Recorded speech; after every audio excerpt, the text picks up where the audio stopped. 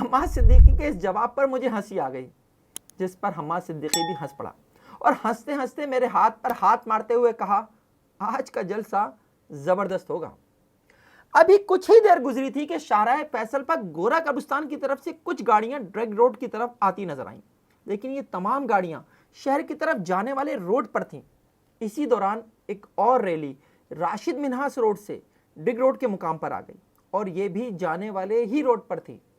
کچھ دیر پہلے تک وہاں موجود افراد جو نہایت سکون سے کھڑے تھے، اچانک ہی مختلف ٹکڑیوں میں بٹ گئے۔ کچھ شاہراہ فیصل کی طرف بھاگے اور کچھ راشد منہاس روڈ کی طرف، اور پھر اس مقام پر زبردست فائرنگ شروع ہو گئی۔ ایسا لگ رہا تھا کہ جیسے کوئی جنگ چھڑ گئی ہو۔ میں نے کچھ دیر پہلے تک چند پولیس اہلکاروں کو بھی اس مقام پر کھڑا دیکھا تھا، جن کے ہاتھوں میں اسلحے کی بجائے صرف لاٹھیاں تھیں۔ اس کی وجہ بھی میں آپ کو آگے چل کر بتاؤں گا، لیکن فائرنگ ہوتے ہی یہ تمام اہلکار تھانے کے اندر بھاگ گئے اور تھانے کے دروازے کو اندر سے بند کر لیا۔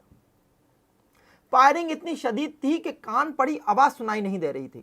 حماد صدیقی نہایت اطمینان سے ایک ہی جگہ کھڑا ہوا تھا۔ اس نے اشارے سے مجھے ڈگ روڈ کے فلائی اوور کے ستون کے پیچھے جانے کے لیے کہا، اور میں جو اس دوران دفتر رابطہ کر کے انہیں اس فائرنگ کی اطلاع دے رہا تھا، بات کرتا ہوا ایک ستون کے پیچھے چلا گیا۔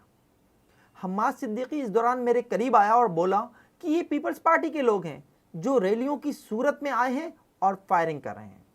اس دوران میں بھی دیکھ چکا تھا کہ سامنے شاہراہ فیصل پر آنے والی ریلی کے شرکا نے پیپلز پارٹی کے جھنڈے اٹھائے ہوئے تھے، لیکن اس جانب سے کی جانے والی فائرنگ نے انہیں آگے بڑھنے سے روک دیا تھا۔ اسی دوران رکاوٹوں کے لیے کھڑی کی گئی گاڑیوں سے شعلے بلند ہونے لگے۔ ریلی کے شرکا نے ان گاڑیوں کو آگ لگا دی تھی۔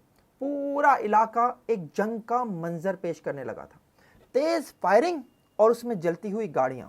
اور اس دوران مجھے بیپر کے لیے کال پر لیا جا چکا تھا۔ اسٹوڈیو میں کامران خان موجود تھے اور میں اس مقام سے رپورٹنگ کر رہا تھا۔ میں جیو کے ناظرین کو بتا رہا تھا کہ اس وقت اس مقام پر دو گروہوں کے درمیان فائرنگ کا تبادلہ ہو رہا ہے۔ کئی گاڑیاں جلائی جا چکی ہیں۔ میری آواز کے ساتھ ساتھ فائرنگ کی آوازیں بھی آن ایئر جا رہی تھیں۔